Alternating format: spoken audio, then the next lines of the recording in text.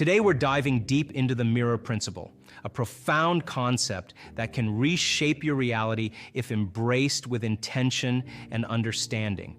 We're going to explore the essence of this principle and why doing this one thing can truly change the course of your life. Now let's start by acknowledging a fundamental truth. The mirror reflects not just our physical appearance, but also the energetic vibrations we emit into the universe. It's a concept that goes beyond the surface, beyond what meets the eye. The mirror principle is about the interplay between our internal state and the external reality we experience. You see, it's not merely about the reflection in the glass. It's about understanding that our thoughts, feelings, and energy are continuously sending out signals into the quantum field, creating a vibrational frequency that attracts corresponding experiences. It's a dance between our consciousness and the universe. So, what does this mean for your reality? Well, let's delve into the heart of the mirror principle. As I often say, thoughts are electric and feelings are magnetic. This magnetic force is what draws experiences and opportunities into our lives. But the key lies in the coherence of our thoughts and emotions. When we find ourselves in states of suffering, guilt, unworthiness, or shame, we emit a particular energy, one that attracts consciousnesses that resonate with those lower frequencies. It's like a signal that invites in energies that thrive on such emotions, almost like a parasitic influence. This can weaken our internal state, acting as a hindrance to personal growth and fulfillment. However, on the flip side, when we elevate our frequency through love, joy, and selflessness, we become a vibrational match to higher states of consciousness. It's like tuning into a specific frequency on a radio dial. When you reach that point of coherence, you open a door to a different reality. This reality isn't confined to our three-dimensional understanding. It's a field where limitless possibilities exist. Now here's the crux. Your intention matters. The mirror principle underscores the importance of connecting with the divine, aiming to become divine ourselves.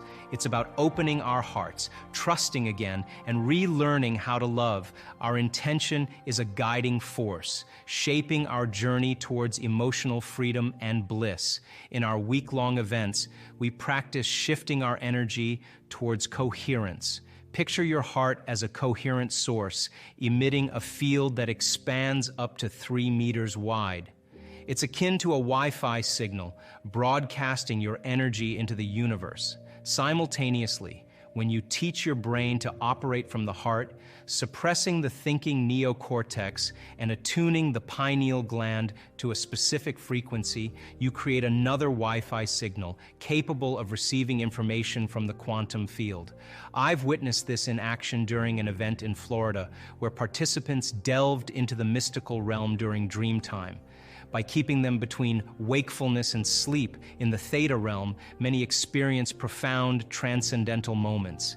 It's in these elevated states that we become more receptive to energies and frequencies beyond our ordinary perception. Now let's talk about creation in the fifth dimension. It's not about going somewhere to get something, it's about collapsing space and time. When you combine a clear intention with a coherent thought and a coherent heart, you become a vortex drawing experiences to you. You broadcast a new signature into the quantum field, and with daily reinforcement, you become the magnet for the reality you desire. But what if you find yourself stuck, unable to reach those elevated states? This is where the mirror principle takes a crucial turn. There are beings that thrive on feeding off emotions and energy. When a person transcends their suffering, these beings can no longer attach themselves because the person is no longer resonating with that particular energy. It's a liberation, a newfound freedom. Our intention, however, remains pivotal.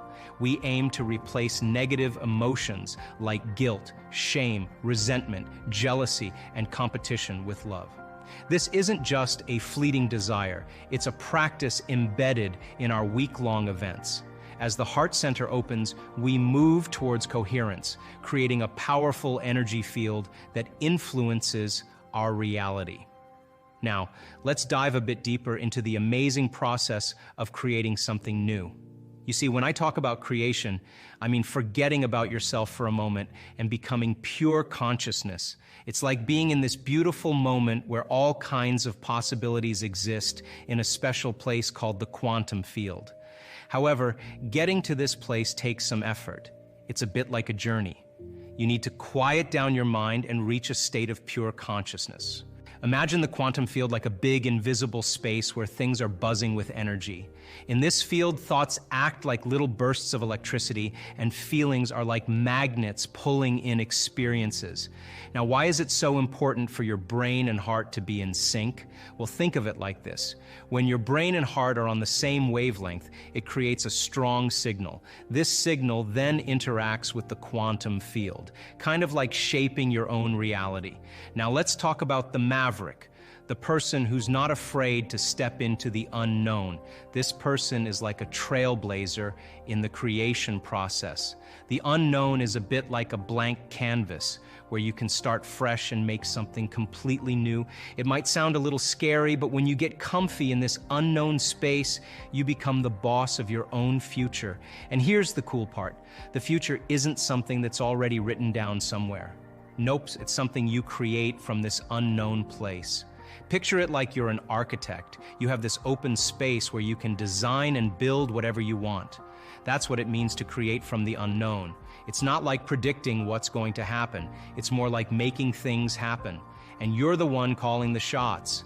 But, reaching this state of pure consciousness and becoming comfortable in the unknown isn't always a walk in the park. It takes some effort, a bit of inner work. You need to hush down the noisy chatter in your mind and tap into that calm, pure consciousness. It's like finding a quiet spot in a busy city. You have to focus and block out the distractions to really feel the peace.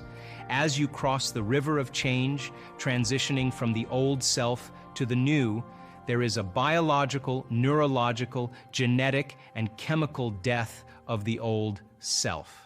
This dark night of the soul, this unfamiliar place, is the crucible for developing a new self. It's a necessary step towards transformation. Now let's address the practical aspect of creating a new self. If you're leaving the old and creating the new, the question arises, what thoughts do you want to think? What behaviors do you want to embody? Mental rehearsal, as explained in the neuroscientific model, involves imaging and rehearsing a new way of being, which changes your brain and body neurologically and biologically. Remind yourself daily of who you no longer want to be and who you aspire to become.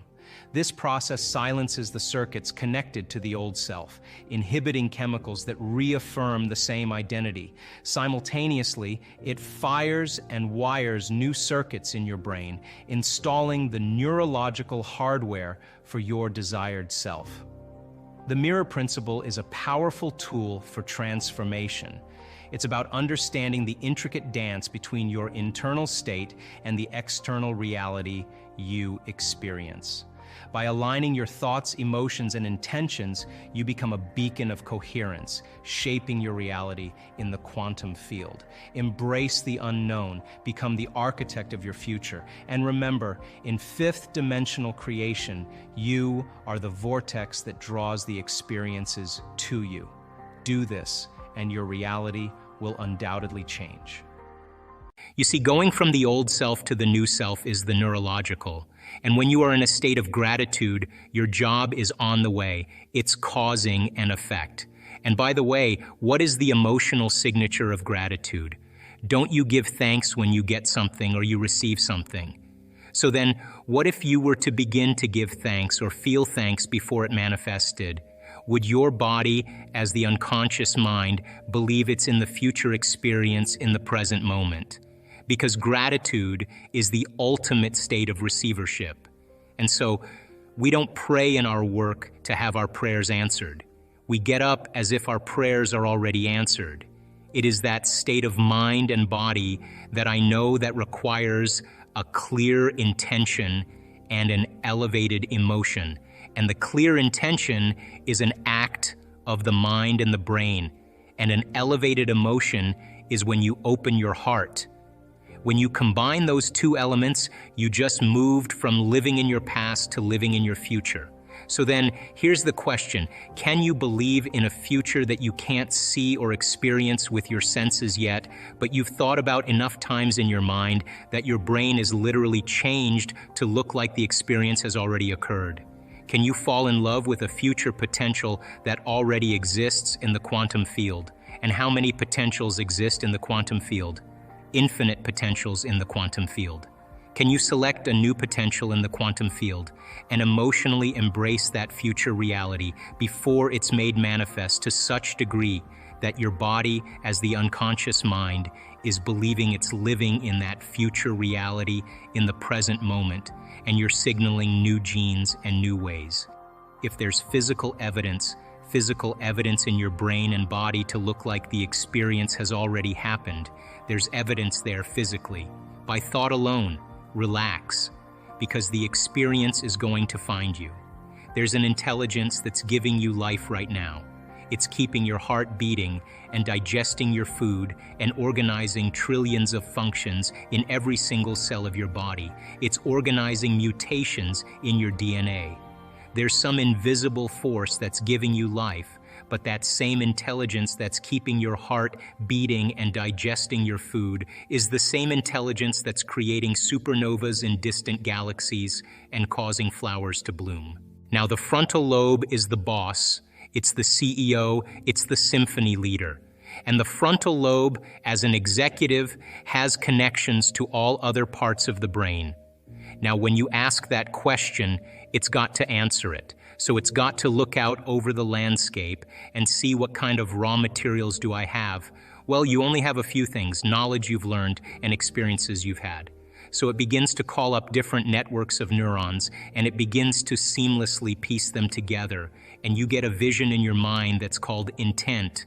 And if you're passionate, you start to feel the feelings of when it happens. Now you're giving your body that energetic boost. Now everybody's done this. The moment you've said that, no one can talk you out of it. No person, no thing, no experience. You're possessed by it. So then what happens next? You start writing down all the choices you need to make, all the things you got to do, all the goals and experiences you want in your future. And every time you write one of those goals or experiences down, you start to feel more of those emotions. And now you're basically assembling more of your future. Now, the astute person does something really amazing. They start learning more information. You want to be wealthy? Study wealthy people. You want to be healthy? Study healthy people. As you begin to gain more knowledge, you're adding more stitches into the three-dimensional tapestry, and you got more raw materials to dream in new ways. Now, here's the part that is the most important. Take out a piece of paper and say, what thoughts do I have to stop thinking? You know, I can't. I'll start tomorrow. I'm too hard. I don't feel like it. I have a headache. I gotta go to sleep. I'm tired. List those thoughts and become so conscious of those thoughts that you would never let one of those thoughts slip by your awareness, unchecked by you. Can I say something about that? I want to jump in on that. One of the powers of writing those thoughts down is you completely eliminate and weaken their influence over you. They become minimized when you write them. They lose their power over you when you grab control of them by writing them down. It's a significantly powerful exercise is to write down those thoughts. From a neuroscientific standpoint, what's called metacognition, because the moment you can observe the thought and become conscious of it, you're no longer the program. Your consciousness observing the program, and you begin to literally objectify your subjective self, and now you're pulling out. So then write down the choices you have to stop making. Look at the things you have to stop doing. Are you complaining? Do you make excuses? Do you blame other people? What do you do? List those things and be really honest with yourself. What experiences do you have to stay away from certain people at certain times of the day? Stay away from them so that you are not in the environment that triggers it. And now here's the most important point. Write down those emotions that keep you anchored to the past, because those emotions are literally residue from the past chemically. So then the moment you start feeling suffering, The moment you start feeling guilt, the moment you start feeling unworthy, the moment you start feeling despair, the moment you start feeling any of those emotions, you're back in your past and you can't see the future. You're thinking within those emotional states. And we've looked at enough brain scans to say that when you think within a certain emotion, you're going to make your brain worse. This research on memory says that 50% of what you talk about in the past isn't even the truth, that you don't have the same brain then. So you make stuff up, which means now you're reliving a past that you didn't even have, just to embellish it, to produce the emotions, to reaffirm your limited state. Well, the best way to predict your future is to create it, not from the known, but from the unknown. And that void, that unknown, is the perfect place to create from. Now, why is this dangerous? Because when you're living in survival 70% of the time, there's better chances in survival from running from the unknown than embracing the unknown, right? If there's a predator out there, you hear something around the corner and you can't see it, that's an unknown. You're gonna run. You're not gonna go, and it's not a time to trust. It's not a time to open your heart. It's not a time to communicate, here, kitty, kitty. It's not a time to do that. It's a time to run. You'll never trust the unknown in that state. So if people are living by these emotional states of survival, they're never going to want to step out into the unknown because they can't predict the future. So they'd rather hold on to what they have. Turns out that those emotions of stress are highly addictive. They give us a rush of adrenaline, rush of energy. And so people use the problems and conditions in their lives to reaffirm their addiction to that emotion so they can remember who they are as a somebody. So then if your thoughts can turn on the stress response and the stress chemicals are addictive, then we become addicted to our own thoughts. So then stepping out into that unknown is where true greatness happens, because that's where the person begins to say, what thoughts do I want to fire and wire in my brain? What behaviors will I want to demonstrate in my new life? Can I rehearse them in my mind? And the mere process of mental rehearsal, this is neuroscience now, begins to install the circuits in your brain to look like the experience has already occurred. You're priming your brain into the map of the future instead of the record of the past. And then the true person who's in the process of transformation will say, can I teach my body emotionally what that future is going to be like? Can I begin to embrace the joy of my new life? And their body, as their unconscious mind, begins to believe it's in the future instead of in the past. Now, that process is not an overnight process. We don't jump from the old self to the new self. It requires that continuous process of changing our biology. But I can tell you, in observing people who have healed themselves of very serious health conditions, who've healed themselves of some pretty difficult scars from the past, who've overcome addictions, who've created new opportunities and new jobs and new relationships and a new life, had to cross that river. And that is when they're literally, from a biological standpoint, a new personality. And your personality creates your personal reality. That's it. And your personality is made up of how you think, how you act, and how you feel. So the present personality who's sitting here today has created the present personal reality called their life, which means then if you want to create a new personal reality, you got to change your personality. And that means you got to start thinking about what you've been thinking about and change it. Look at your unconscious habits and behaviors, what you say, what you do, and become conscious of it and change them. And look at the emotions that have kept you anchored to the past and decide if those emotions belong in your future. I think the biggest problem is that most people try to create a new personal reality as the same personality, and it doesn't work. So then as we begin to demystify this, the person starts to say, oh my God, the disease that I have is because it's connected to this personality. Is it possible that if I change my personality, just like a person with a multiple personality disorder who has an allergy to nylon stockings in one personality and type 1 diabetes in another, is it possible then, if I change my personality, that the disease exists in the old personality and I'm literally someone else? Is it possible then, from a biological standpoint, that they're healed and changed? So to answer the question, it's difficult because we're breaking out of a biological mold. It's difficult because most people don't know that they have within their reach all the tools to do it, because they have, number 3, been conditioned on some level to believe that the new hairstyle or the new type of beer they're going to drink or the sports car or whatever it is going to change their state. And that's the hypnosis. And when I wrote The Placebo, You Are the Placebo, the biggest thing that I walked away with after writing that book was how hypnotized and programmed we really are. And that's bothered me ever since I wrote the book, because people watch things in their external environment and they accept, believe, and surrender to that information without any analysis, and they're programmed. Some of the research shows that, 90% of the thoughts that we think on a daily basis are the same thoughts as the day before.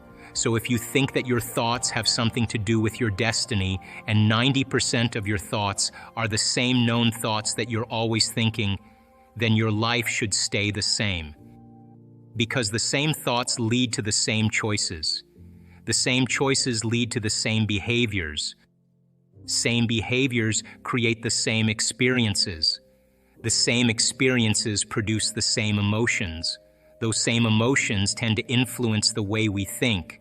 And our biology, our neurocircuitry, our neurochemistry, our hormones, and even our gene expression is equal to how we think, how we act, and how we feel. And how you think, how you act, and how you feel is called your personality.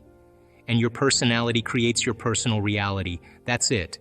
So then it makes sense then, if you want to create a new personal reality, a new life, you're going to have to change your personality. And you've got to start thinking about what you've been thinking about and change it. You've got to become aware of your unconscious habits and behaviors, even how you speak. Then you have to look at the emotions that you live by every single day and decide, do these emotions belong in my future? So many people try to create a new life as the same person. In order to create a new personal reality, you've got to change your personality. So the principle in neuroscience says that nerve cells that fire together wire together. Thinking the same way, making the same choices, demonstrating the same actions, creating the same experiences that stamp the same networks of neurons into the same patterns, all for the familiar feeling called you. And you do that for 10 years in a row, you're going to hardwire your brain into a very finite signature because you're firing and wiring that way. And that box in the brain, that becomes our personality, becomes our identity. And by the time we're 35 years old, for the most part, we've done something so many times that the body now knows how to do it as well as the mind. And that's a habit. So we have these unconscious programs of behaviors, automatic habits, redundant emotional reactions, hardwired beliefs, perceptions, attitudes that function just like a computer program. You press go and it runs automatically. So then when it comes time to change, thinking positively is going to do nothing because your body has been conditioned for the most part into a program in the past. So the thought never makes it to the body because the body's on a different program. So how do we begin to influence the body so that the thought actually produces some type of change? So think about it. If you think an unhappy thought, you're going to feel unhappy. If you think you're a failure, you're going to feel like a failure. Once you feel like a failure, you're going to think you're a failure. And people get caught in these loops of thinking and feeling and feeling and thinking. And that redundancy is a conditioning process, because all you need is an image or a picture or a thought and a feeling, a response, stimulus response. And so the people tend to condition their brain and body into the past. And so when it comes time to change, you gotta leave that familiar territory. And any choice that you make, if you said, hey, I'm gonna eat a better diet, I'm gonna wake up early and work out, I'm gonna do meditation, the moment you decide to do something differently, get ready, because it's gonna feel uncomfortable. It's gonna feel unfamiliar. There's gonna be some uncertainty. You're not gonna be able to predict the next moment.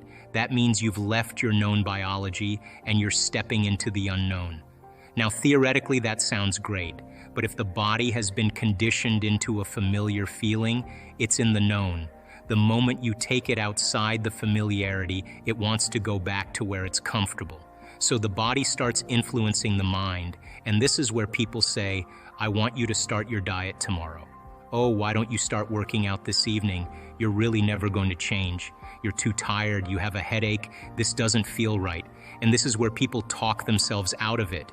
Because if they respond to that thought leads to the same choice, which leads to the same behavior, creates the same experience, produces the same feeling, and then they say, this feels right. No, that feels familiar. So going from one state of mind and body to another state of mind and body, you got to cross a river.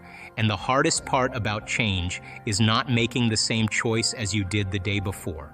Now, once people understand that they're going to be uncomfortable, then the question is, what thoughts do you want to fire and wire in your brain? What behaviors will you demonstrate in one day? And the act of closing your eyes and rehearsing who you're going to be when you open your eyes begins to install neurological hardware in your brain to look like you've already done it. Now the brain, which is typically a record of the past, now becomes a map to the future. And if you keep doing it, the hardware begins to become a software program, and you start behaving differently. And then if you can teach your body emotionally what the future will feel like, that means then you're not going to wait for your wealth to feel abundant, or your success to feel empowered, or your new relationship to feel love. In fact, the moment you start feeling abundant, you're generating wealth. The moment you start embracing empowerment, you're stepping towards your success. The moment you're in love with yourself and you're in love with life, you start creating equals in your life. Now, your brain is organized to reflect everything you know in your life. Your brain is a reflection of your external environment. It's an artifact of all the things you've learned and experienced to date. Feelings and emotions are the end product of past experiences. And if you're feeling the same way every single day, it means two things. Number one, nothing new is happening in your life. And if those emotions are driving certain thoughts, and those thoughts then are creating the same emotions, then your thinking equal to your emotional state means you're thinking in the past. And if you believe that your thoughts have something to do with your destiny, as long as you're thinking equal to your familiar emotions, you keep reaffirming the same past experiences in your life over and over again. Our research shows without a doubt in the last 3 years that when students of our work combine a clear intention, now intention is a vision, a potential that already exists in the quantum field that you get to select. And when you ask yourself a question like, what would it be like to be healthy? What would it be like to be wealthy? What would it be like to be free or to be in love? The moment you ask that creative question, a part of your brain called the frontal lobe turns on. That's the crowning achievement of the human being. Once that area of the brain turns on, it's like a great symphony leader. It looks out of the landscape of the entire brain, and it begins to randomly select different networks of neurons that are connected to the things you've learned in your life or the experiences you've had. And it begins to seamlessly paste them together to create an ideal, a vision, or an internal representation. That is a potential experience that's awaiting you, but it's not enough to just have the mind involved. Thoughts are the language of the brain and feelings are the language of the body, and how you think and how you feel creates a state of being. Once you can begin to emotionally embrace that future reality before it's made manifest, when you combine that clear intention with an elevated emotion, the freedom, the joy, the inspiration, the genuine love that you feel or gratitude from that experience, the moment you do that, your body as the unconscious mind begins to believe it's living in that future reality in the present moment. Now you're moving into a new state of being, into a new personality, and a new personality creates a new personal reality. The research that we've done shows that when we teach people how to regulate their internal states, to begin to create more coherence in their brain, and to generate elevated emotions like joy and gratitude and inspiration, that not only does the brain become coherent, but so does the heart. And when the brain is coherent, the heart is coherent. When the heart is coherent, the brain is coherent. And so why don't we live by these states on a daily basis?